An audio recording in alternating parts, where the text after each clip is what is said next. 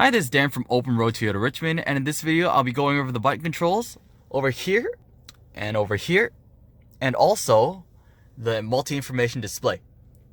The button layout is almost identical in the RAV4, the Sienna, and the Camry, and I'll be showing you the differences there. But anything I teach you here will also apply to the other vehicles as well. So let's get started. Alright, so the right side of the steering wheel, what we have here is cruise control, radar, lane tracing assist, mode, and these are to skip tracks if your phone is connected to your Bluetooth, next song, previous song. When you press on mode, I'll show you right over here. It's the cycle between satellite radio, AM radio, FM radio, and if your phone was connected on Bluetooth, it would also switch to that as well. You have this over here is the cruise control, so when you press this, it says cruise active ready. It'll say so right there. So just like any other cruise control, set is to set the speed you currently want, so you don't have to press on the gas. Resume is to increase the speed. Cancel is to cancel your current settings. This over here is radar, so I'll press it once. I'll press it again, and then one more time. So you can see it cycles between 3. So these bars represent the distance you want to keep in front of you. So the car in front of you, if he's going 90 and you're following him, if they slow down to 87, your car will also slow down to 87. Furthest distance, closest distance, really depends on you. Alright, so I'm going to turn that off. This over here is lane tracing assist. So when you press this, what you see is LTA on, you see those bars right there, and then you see the lane tracing assist icon right over there.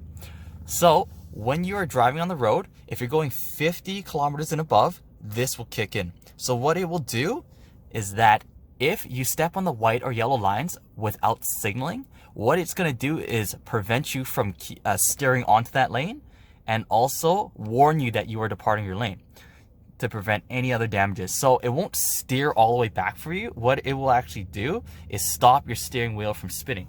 So for example, you are going this way, and then it senses that you are stepping on the line. This over here will blink, and then it will prevent your wheel from turning, and then it will actually nudge you back into place, but it won't steer it all the way for you. So that's what it is over here. On the left side of the steering wheel, what we have here is this phone button over here. This is to pick up and hang up calls if your phone is connected to Bluetooth.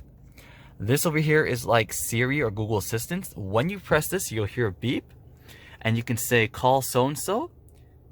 If you have navigation, you can also say get directions or find a nearby location. So I'm going to press that. Again, you hear that every time I press it, it'll beep. That's in case you mess up and you want to try again. As soon as you hear this beep, you say it. So it's mainly used for calling people instead of having to go through your phone book on the infotainment system over here. You also have a volume control right over here. There's also volume control right over here as well, but this is for more of a easier way to access it. You can just go down here and then you press this. You also have this over here.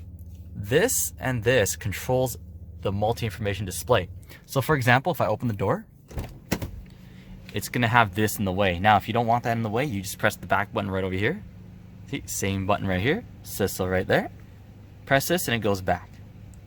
So what you have here, you can think of this like a remote control, up, down, left, right. This controls everything here.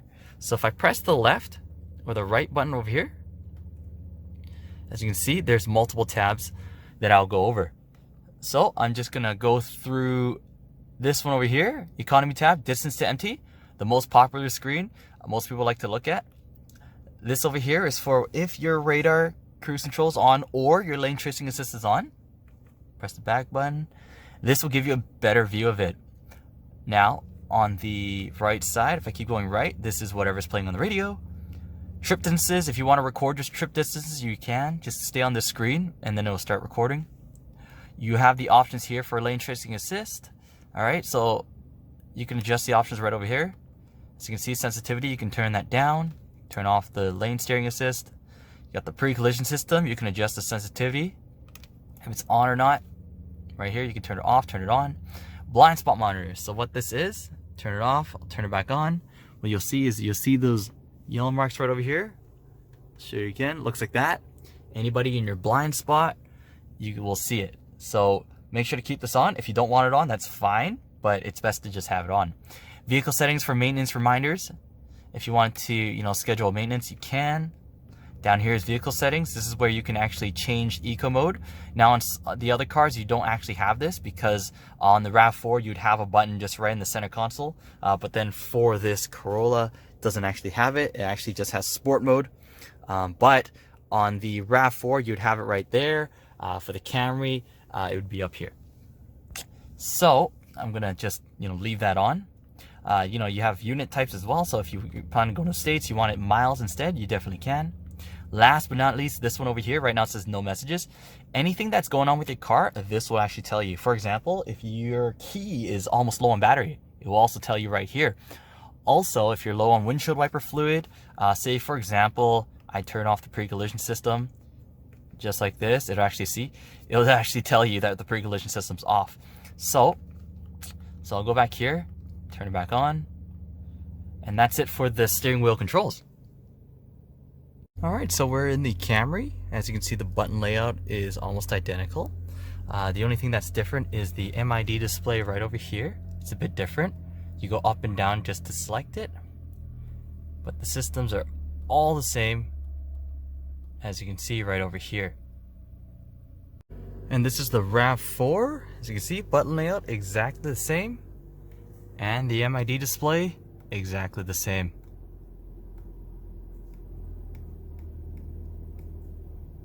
Alright, last but not least, we are in the 2020 Sienna.